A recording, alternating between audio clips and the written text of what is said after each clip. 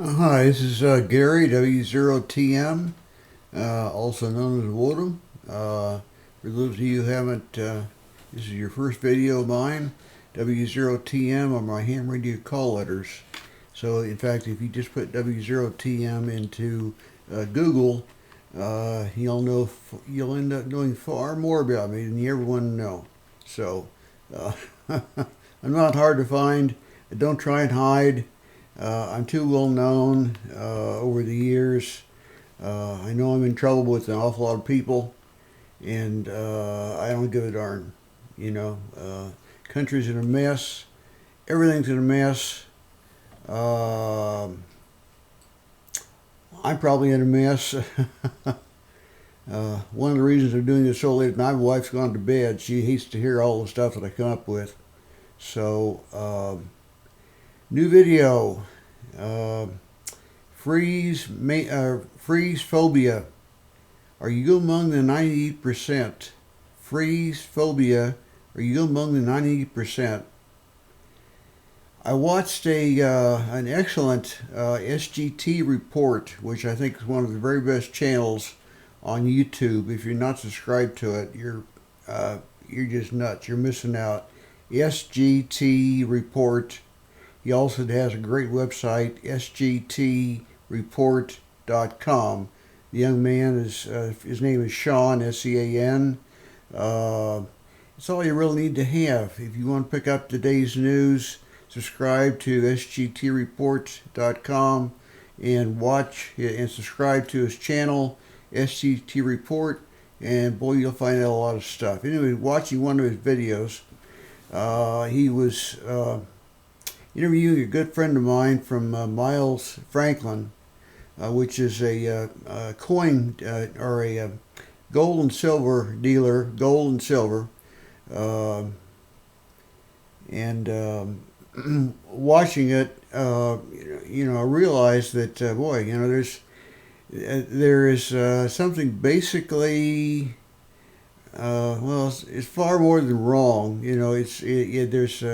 There's a basis in this country that just has us frozen. And I said, boy, psychiatry has a name for everything else in the world. So, you can call this deer in the headlights, where people in mass are confronted with something coming down the tracks, something coming down the road that is just so horrendous, something that looks like it's beyond the pale, that that can't possibly be happening. This cannot be America. This is not what I grew up with. What the heck is going on? If they just freeze. Out here in Kansas, and where a lot of hunting goes on, they can call it deer in the headlights syndrome, where you're driving down the road and deer's in the middle of the road, and they can jump to one side or the other, and what do? They look straight at you, and they just freeze. It's called deer in the headlights syndrome. Unless you get out of the way, you're going to hit a deer. And about everybody, I'm about the only person I know that has not hit a deer. And you hit a deer at 70 miles an hour, and it's going to roll your car, or do bad things. Anyway, I did some looking. I did some research in psychiatric books. I had to do a lot of it. I mean, it wasn't easy to find, but there really is a term. And unlike all the other, medical and psychiatric terms that you look at them, you say, what the heck does that mean? There are people paid, I swear, both in medical and in insurance, to take normal sounding words in contracts and so forth, and to change them all around so nobody can understand them, so that a lawyer can charge you $200 an hour to take a contract and explain it to you, when he has, probably in his left drawer, the original contract that was written in original, just people words, and some yahoo came along and was paid to write it such that nobody except another lawyer could understand it. I think the same thing goes on in medical and psychiatric work. It's a joke, but you sometimes wonder. And they did have a term for it. And for once, it was something that made a lot of sense. Freezephobia. The act of somebody that is just so shocked, so amazed, so frozen with fear, with more than fear, just they're just so taken aback by the whole thing. Their body just tenses up. They, not a muscle can twitch. Trains coming down the track. They're walking across the road. They didn't look both ways. Suddenly, a car comes around the corner. They could easily, just walk a little bit faster or jump out of the way or something. Everything's fine. What do they do instead? They just look at the car and eyes go wide open, and the car just knocks them down, or the train runs over their car, or just all kinds of things happen. It's called freezephobia. In this country, it's my belief that that's our problem right now. We have freezephobia. It's 98, I believe. I've always said that there's only about 2% of the people in this country that have woken up. There's been thousands of videos over especially the last 2 or 3 years. I've been doing this for 20 some years. I was doing it back in the 80s, back before we had the internet, of trying to, ring the gong, be the Paul Revere, say, things are going wrong. We're going to be headed toward a socialist country. Socialized medicine, you name it. If you want to have that kind of country, fine. That's where we're headed.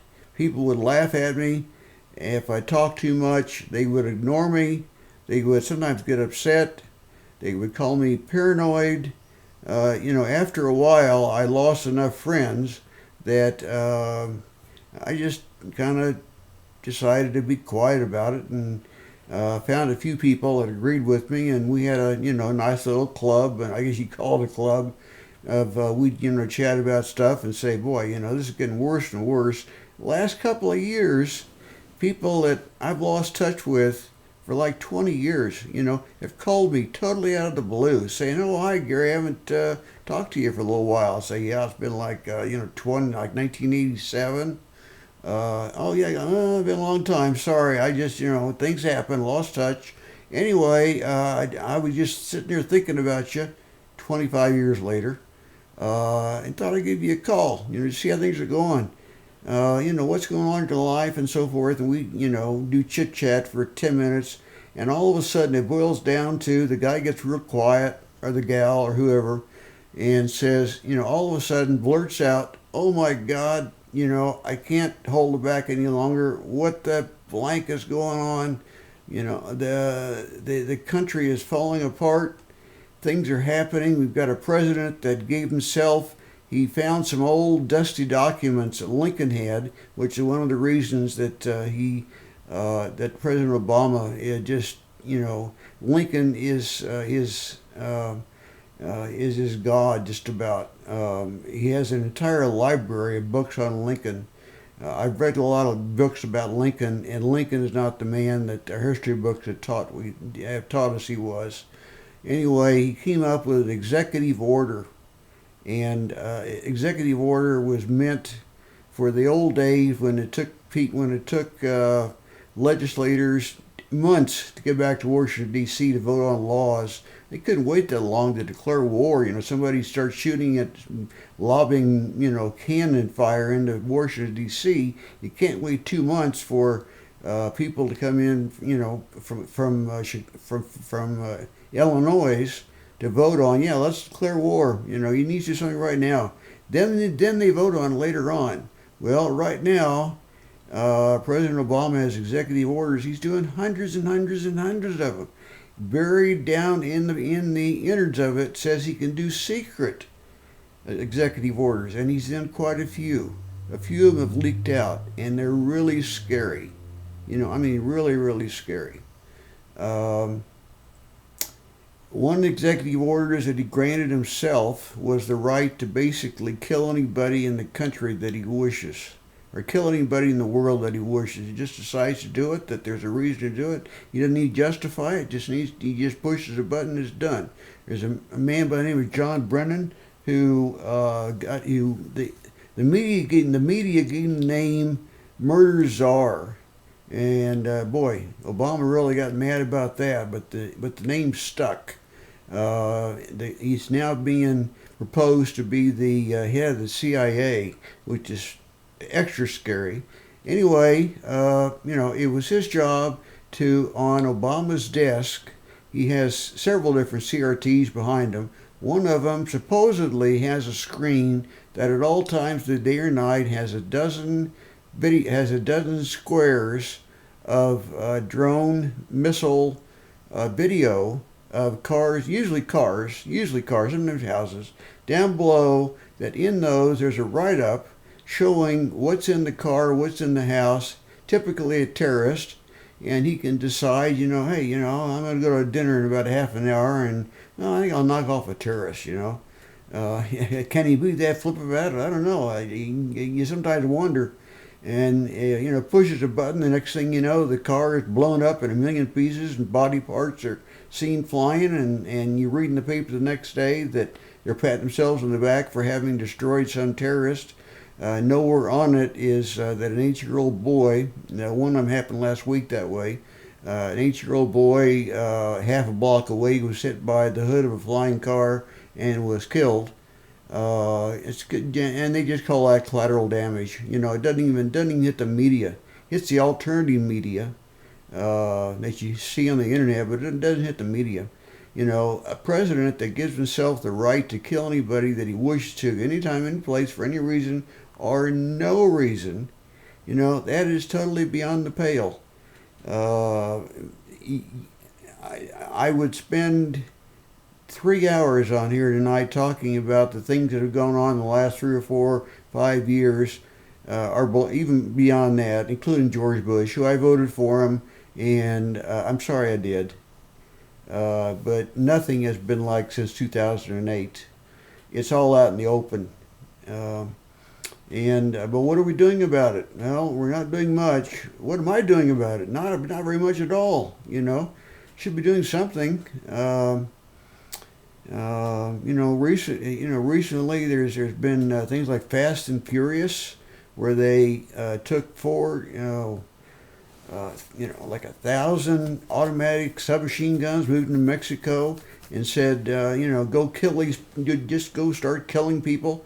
And they say they're responsible for killing 400 people thus far, almost all Mexicans, almost all rival drug gangs. So Mexico's feeling is, well, good riddance. It's getting rid of drug gangs faster than we could have done it. It's also killed at least one border guard.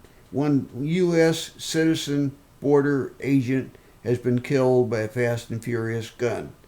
Has any of that caused anybody to go to jail or appear in court or appear before Congress or be questioned, or the media go after him, or anything? Nothing. Absolutely nothing. I could name 20 of them very quickly that have occurred within just the last 30 days.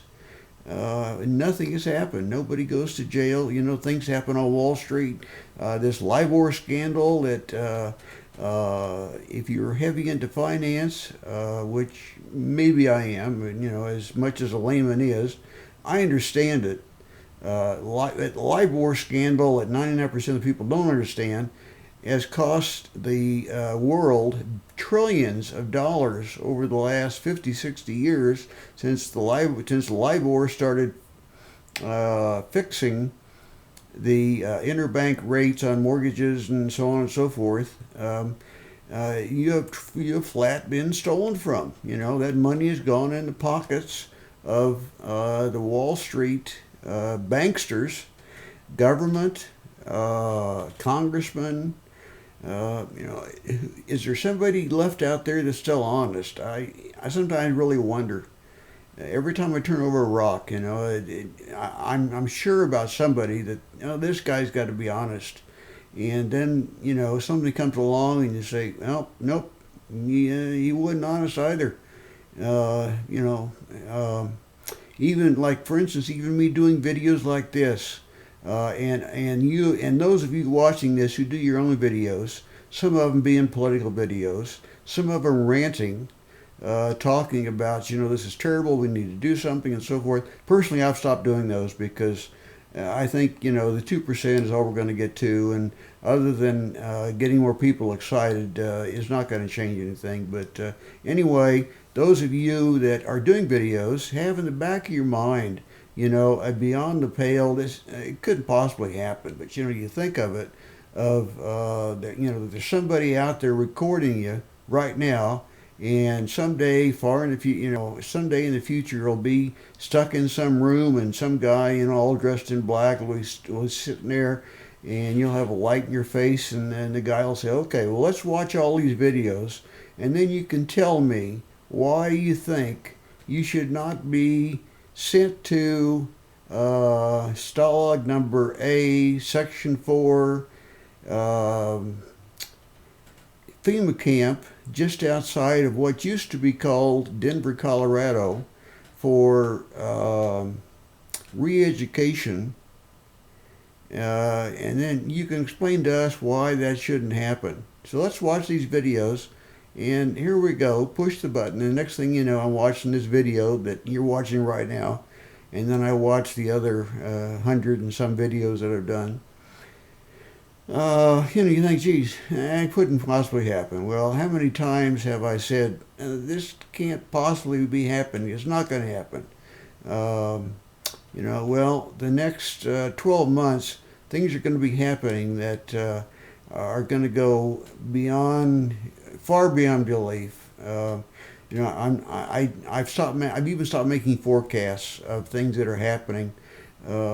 I get so many phone calls from people I haven't heard from for so many years because they said, everything you told me 25 years ago has happened. We have socialized medicine. We have a president that's gone crazy. He's just gone crazy. He does whatever he wants. He's declared himself king and emperor. We have a Congress that's totally run away. It just does what it wants. We have a government that's, in debt to trillions and trillions of dollars, which is something I didn't forecast to the extent that it's at, and it's how it can still be alive and be $16 trillion in debt, but it is. All these things, people say, you forecasted all these things, you told me these things could happen, and I didn't do anything. Well, I want to do something now. I want to help save the country. And they are not happy when I tell them, it's too late. We passed the last exit to save the country at least 10 years ago. The only thing you can do now is to help save yourself and your family. And here's how you do it. We talk about being a prepper, and talk about financial matters. We talk about, a lot of things, about what they should do personally to get past this storm that is about to be unleashed on us. And when it clears, if it clears out the right way, we're going to have a really great world. The world will be in total destruction, but hey, if things are going right, people, believe it or not, are not going to care that much. As long as you have enough to eat, can get by, you're not starving to death, people are going to be happy. So personally, I'm almost looking forward to getting everything cleared out.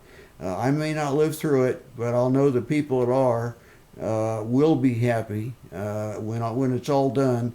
And the powers that be, the 5 to 10 to 20,000 that believe that they're controlling our souls and believe that they're going to soon own the planet, are dead wrong, and they're going to be gone. And many of us are still going to be here, and not very many, and not nearly as many as now, but many of us will still be here, and the world will be a better place. So, and I'm not talking about us all going to heaven and living in a better place. Yeah, some of us are going to be gone, and hope to go to heaven. I'm a Christian. I believe in God, and I believe in going to heaven, and I believe I'm going to be going there. But I'd rather put it off as long as I can. I'd rather do things here on earth, and I believe I'm accomplishing, helping things that I'm doing. I'm trying to do my part. I'm trying to be part of that 2%. Are you part of that 2%? Are you part of the 98%? Do you have freezephobia? Are you freezing up at what's going on? Do you spend every day getting up the next morning, looking at the paper, saying, "Oh my God, how can that be happening? What can I do?" And then do nothing? Well, you're freezephobia. You got it just as much as you caught a cold. You've got freezephobia. So, new psychiatric term that you learn tonight. Write it on a piece of paper. Talk to people about it. Say, "Are you a freezephobia?" And see what they tell you.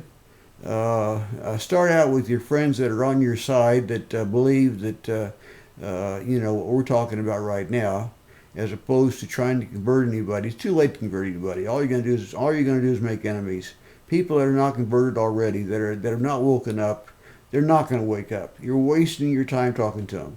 All you're going to do is make enemies. Just keep them as friends, make small talk, and just have them around, and that's about it.